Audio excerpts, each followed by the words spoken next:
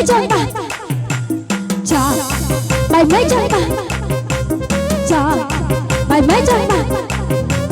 chà bài mấy chân bà vậy rồi nhưng có bờ cạn kia đừng rồi biết tại sao pa pi đừng có bờ cạn kia thua ai ở tại ban rồi hơn tại ta pa sờ nó pa tay đừng có bờ cạn kia thua ai miền ai chân cho chân vậy mà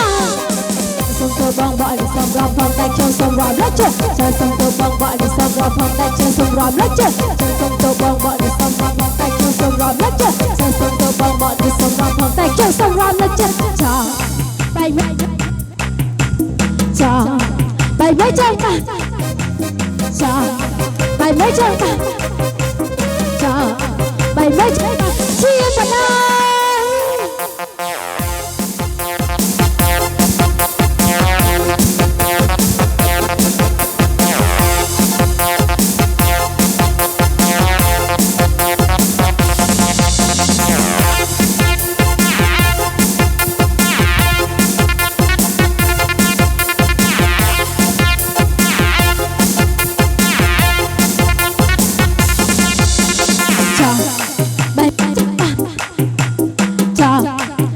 chân bà sát bay rừng ròm nhưng có bờ cạn kia rừng ròm về tại ta pa pi nhưng có bờ cạn kia thua ai ở tại ban rồi hơn tại ta pa sờ nó pa tay chân con bờ cạn kia thua nên ai chân chân vậy mà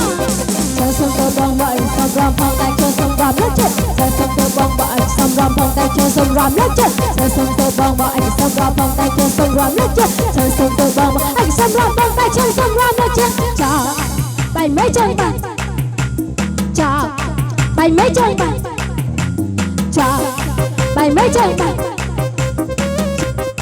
bài mấy chân bà chia vào đâu